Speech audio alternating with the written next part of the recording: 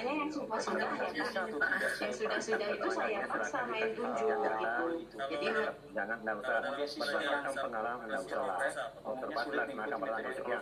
Kalau dalam pembelajaran Sarpras itu Assalamualaikum warahmatullahi wabarakatuh. Selamat pagi seluruh insan pembelajar, peserta didik hebat kelas 10 OTKP. Berjumpa kembali di channel Farina 44 dengan mata pelajaran teknologi perkantoran. Pada kesempatan kali ini kita akan mempelajari KD tentang prosedur kegiatan rapat dengan menggunakan teleconference. Sebelum mengawali aktivitas belajar, biasakan kita untuk berdoa. Berdoa sesuai dengan keyakinannya masing-masing. Berdoa dimulai. Berdoa selesai. Oke, insan pembelajar, pada kesempatan kali ini tujuan pembelajaran kita di KD prosedur kegiatan rapat dengan teleconference. Yang pertama, diharapkan kalian mampu memahami definisi dan ruang lingkup rapat. Yang kedua, diharapkan kalian mampu mengidentifikasi tujuan rapat. Yang ketiga, diharapkan mampu mengklasifikasi jenis-jenis rapat. Yang keempat, diharapkan mampu menguraikan prosedur rapat dengan teleconference. Dan tujuan pembelajaran kita yang terakhir yaitu mampu menerapkan rapat dengan teleconference. Sebelum membicarakan apa itu ruang lingkup rapat dengan teleconference, ya, kita akan mengenal definisi atau pengertian dari rapat itu sendiri. Tentunya dalam kegiatan sehari-hari ya kita familiar ya dengan istilah rapat. Rapat bisa diartikan sebagai pertemuan ya antar para anggota organisasi dalam lingkungan organisasi untuk merundingkan atau menyelesaikan suatu permasalahan yang menyangkut kepentingan bersama.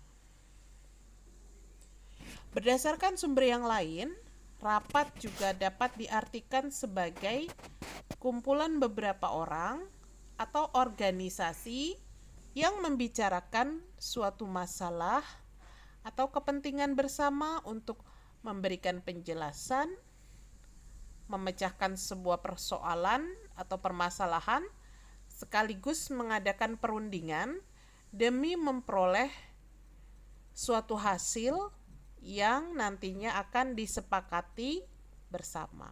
Itu adalah ruang lingkup dari rapat.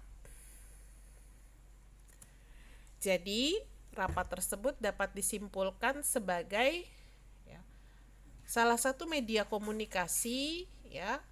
Rapat itu istilah sebagai conference atau meeting ya. Media komunikasi baik yang sifatnya tatap muka atau bisa juga daring yang diselenggarakan oleh sekelompok orang atau organisasi untuk mendapatkan kata mufakat untuk pengambilan keputusan dalam memecahkan sebuah permasalahan. Tujuan rapat diantaranya yang pertama untuk memecahkan atau mencari jalan keluar sebuah permasalahan.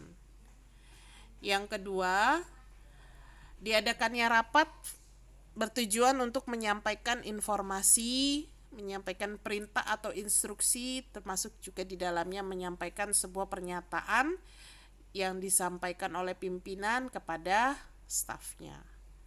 Selain itu, tujuan rapat yang ketiga diantaranya sebagai alat koordinasi antar intern atau antar ekstern, agar peserta rapat dapat ikut berpartisipasi pada masalah-masalah yang sedang terjadi. Sekarang kita beranjak ke jenis-jenis rapat. Jenis rapat diklasifikasikan yang pertama rapat berdasarkan tujuan. Rapat berdasarkan tujuan ini terbagi menjadi 3 kategori.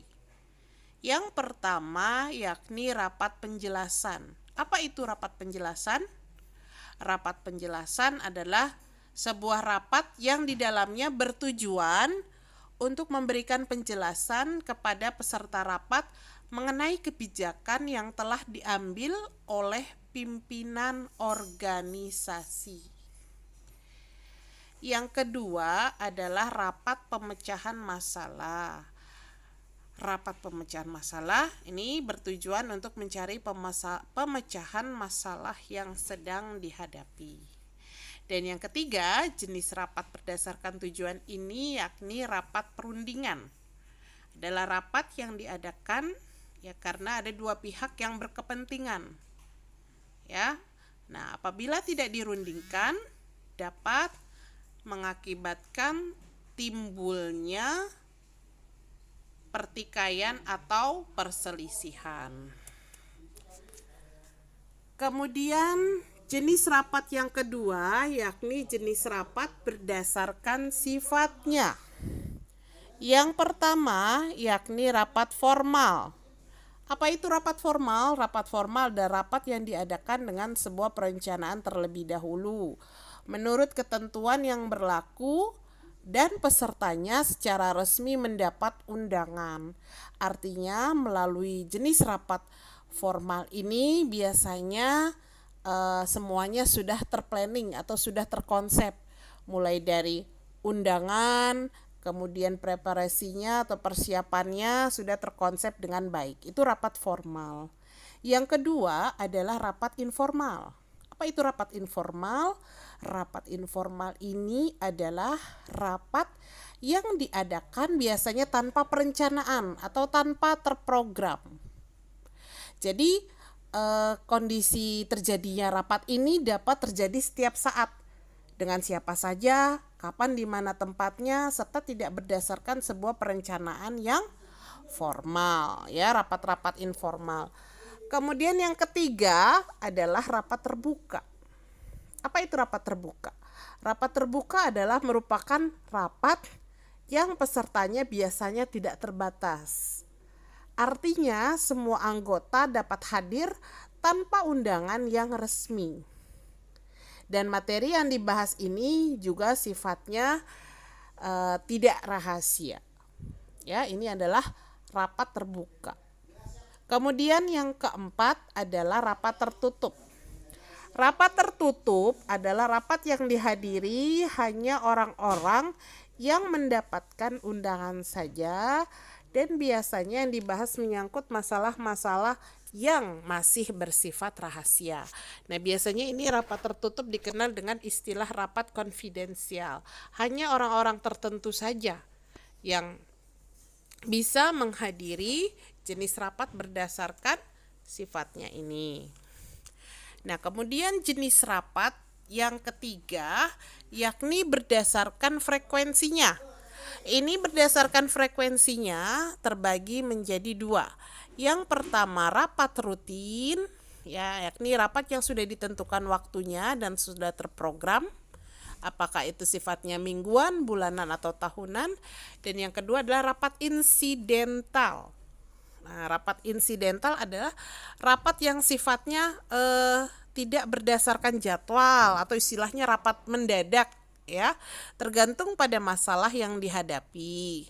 Biasanya munculnya rapat insidental ini tiba-tiba ada masalah yang urgent yang harus dipecahkan secara bersama, ya, dipecahkan segera, ya, harus dicari solusi permasalahannya. Misalnya satu organisasi menemukan sebuah kendala, sebuah permasalahan, maka harus diadakan solusi melalui sebuah rapat yang disebut dengan rapat insidental. Kemudian materi berikutnya yakni jenis-jenis rapat. Jenis rapat yang keempat yakni rapat berdasarkan jangka waktunya. Rapat berdasarkan jangka waktunya terbagi menjadi 4. Yang pertama yakni rapat mingguan. Apa itu rapat mingguan? Rapat mingguan adalah rapat yang dilakukan tiap 1 minggu sekali untuk membahas masalah-masalah yang sifatnya rutin, yang biasanya dihadapi oleh masing-masing manajer atau kepala divisi pada setiap organisasi perusahaan, ya, rapat mingguan. Yang kedua yakni rapat bulanan, ya, sebuah rapat pertemuan yang diselenggarakan tiap 1 bulan sekali setiap akhir bulan, yang tujuannya tak lain dan tak bukan adalah membahas hal-hal atau peristiwa yang terjadi pada bulan yang lalu, ya. Sebagai contoh misalnya rapat bulanan tentang membahas rugi laba sebuah keuangan pada sebuah perusahaan, itu sebagai contoh. Yang ketiga adalah rapat semester.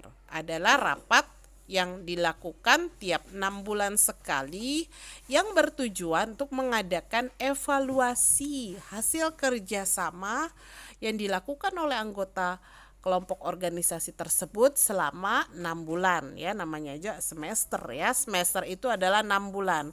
Mengambil langkah-langkah dalam waktu 6 bulan.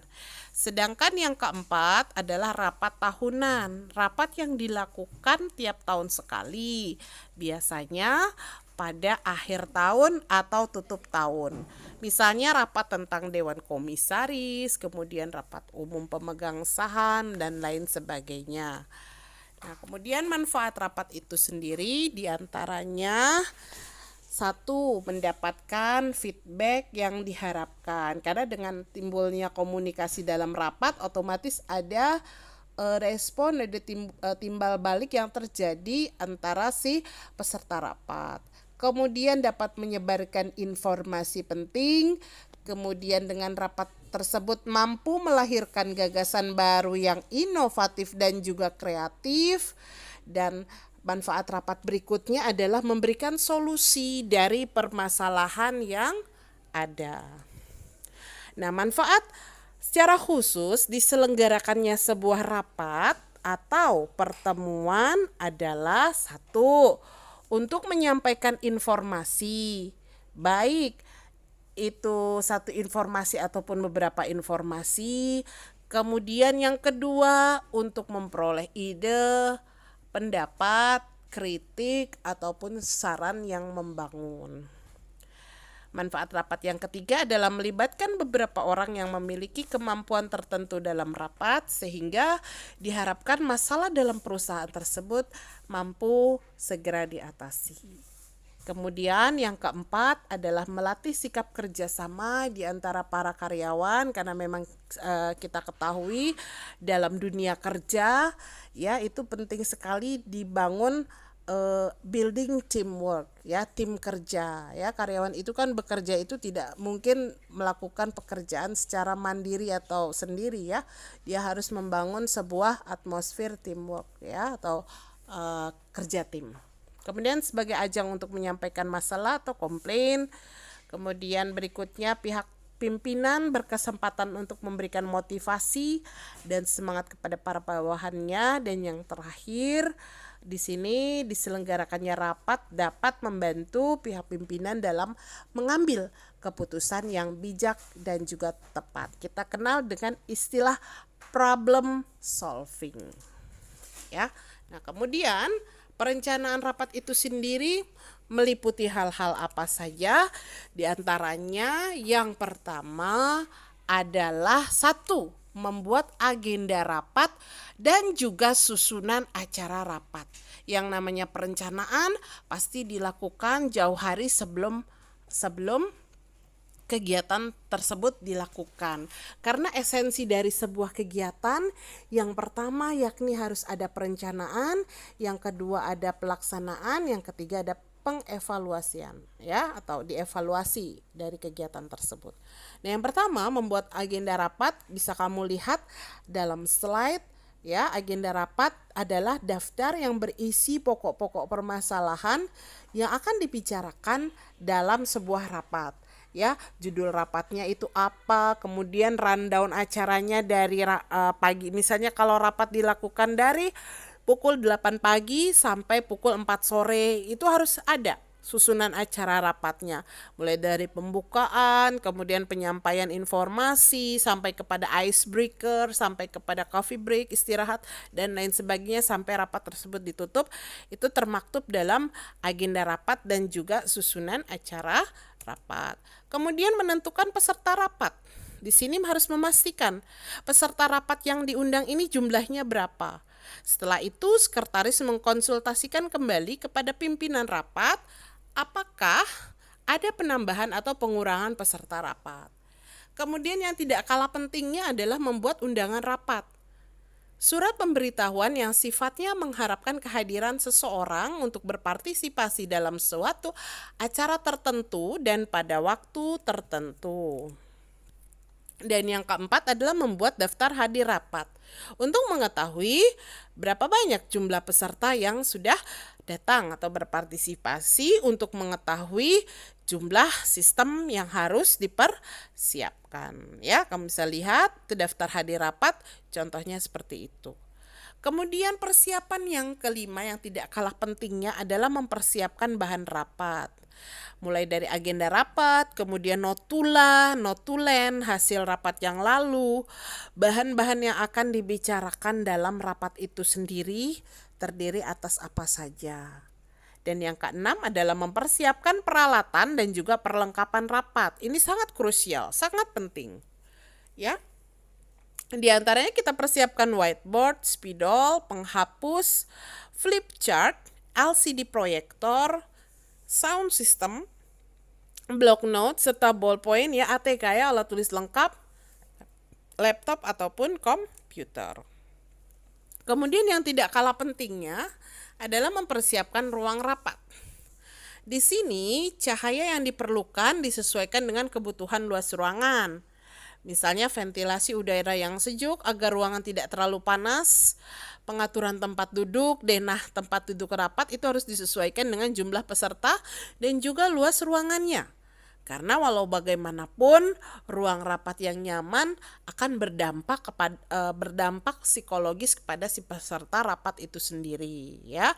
Apakah denahnya model klasikal, apakah modelnya letter U dan lain sebagainya. Dan yang kedelapan, perencanaan yang tidak kalah pentingnya adalah masalah akomodasi atau penginapan. Nah, apabila pemimpin rapat ataupun peserta rapat memang mengharuskan melakukan rapat keluar kota, biasanya sekretaris sebagai penyelenggara rapat tersebut harus mengatur pemilihan tempat yang cocok untuk masalah akomodasi. Gitu ya, misalnya rapat bulanan, rapat tahunan misalnya. Rapat tahunannya di mana? Misalnya diadakan di Bandung. Nah, biasanya si penyelenggara rapat itu menyiapkan hotel mana yang akan dipilihnya sebagai sarana untuk mengadakan pertemuan. Kemudian transportasi ya. Jika rapat diadakan dalam kantor, tentunya sekretaris harus mempersiapkan transportasi untuk peserta rapat itu. Misalnya kantor ada di Jakarta, kemudian rapatnya di Surabaya. Mau pilih mana? Pakai transportasi udara atau transportasi darat. Itu harus dipertimbangkan. Ya, plus minusnya. Kemudian konsumsi ya harus menjadi pokok perhatian utama berupa makanan ringan, snack atau makanan berat bagi peserta rapat harus disiapkan agar para peserta rapat nyaman dalam mengikuti kegiatan rapat. Kemudian masalah kesehatan, di sini untuk kegiatan rapat yang pelaksananya lebih dari 1 hari hendaknya disediakan unit kesehatan untuk menjaga kondisi kesehatan para peserta rapat. Dan yang poin 12, pengecekan persiapan rapat terakhir ya, apakah di situ kursi sudah sesuai, kemudian letak tempat duduk, apakah semua perlengkapan rapat telah tersedia dalam ruang rapat dan berfungsi dengan baik, apakah bahan-bahan atau materi rapat yang akan digunakan dalam rapat telah disiapkan dalam sebuah map, apakah daftar hadir, agenda rapat dan juga susunan acaranya sudah dipersiapkan dengan maksimal. Dan juga pengecekan yang terakhir, apakah konsumsi dalam rapat sudah disiapkan. Nah, kemudian kita tadi adalah dasar-dasar dalam ruang lingkup rapat. Nah, sekarang prosedur rapat dengan telekonferensi itu sendiri meliputi hal apa saja? Yang pertama adalah kalian harus mampu memahami apa itu rapat telekonferensi, ya. Nah, di sini ya sebuah komunikasi tidak langsung di antara beberapa orang yang biasanya dalam jarak jauh atau tidak dalam satu ruangan dan dihubungkan oleh suatu sistem telekomunikasi, ya. Nah, kemudian alat dan bahan dalam telekonferensi itu diantaranya kita membutuhkan device atau perangkat yang terdiri dari tablet, smartphone, dan komputer. Kemudian software perangkat lunaknya bisa Skype, Zoom, dan juga Gmeet. Dan koneksi internetnya itu harus standby, mulai dari modem, wifi, hotspot, ataupun data seluler yang kita gunakan. Nah, berikutnya adalah alat dan bahan rapat atau telekonferensi, ya. Di sini kita butuhkan laptop, smartphone atau tablet, ya, untuk menyediakan sarana audio, suara. Ini harus berfungsi dengan baik. Ya, kemudian jika dibutuhkan kita biasanya membutuhkan speaker eksternal atau kita menggunakan mikrofon. Kemudian yang kedua, peralatan pendukung video yang tidak kalah pentingnya ini harus kita perhatikan.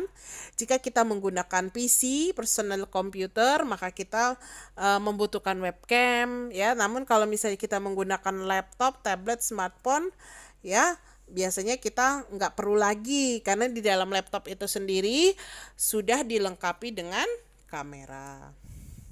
Nah, perangkat rapat dengan telekonferensi, ya, ini perlu kalian perhatikan jenis-jenisnya.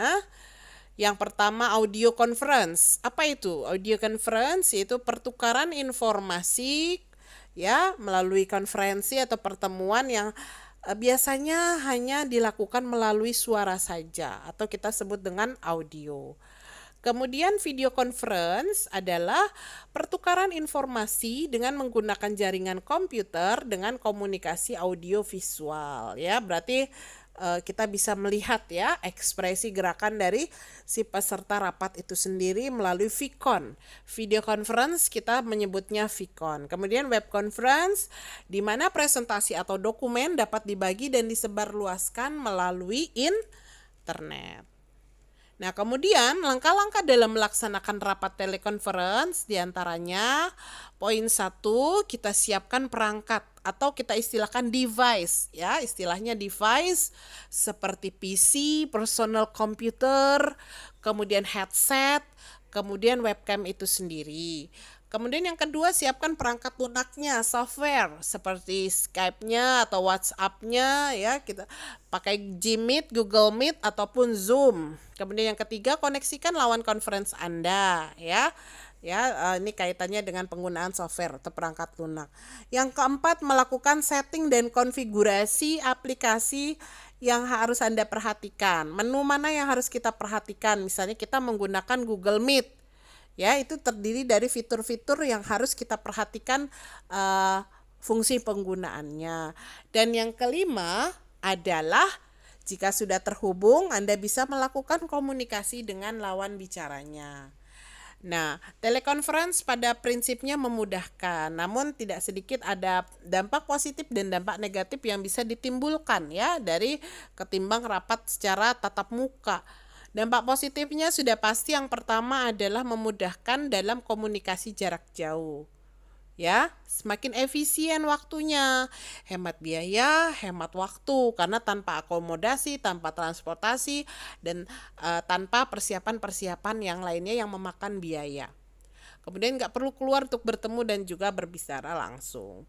Namun di sisi lain ada dampak negatifnya, yakni di sini bisa agak meremehkan, ya, kadang mengabaikan, ya, kalau misalnya dianggap rapat tersebut kurang penting, biasanya nggak usah join aja, nggak usah VCon misalnya gitu. Berpikir pendek dan juga kurangnya interaksi secara sosial, ya, langsung bersosialisasi secara langsung, meminimalisir interaksi karena sosialisasi semakin minim, ya. Oke, anak-anak hebatku, demikian materi kita dalam perencanaan rapat dengan menggunakan teleconference ya. Semoga pembelajaran kita hari ini bermanfaat.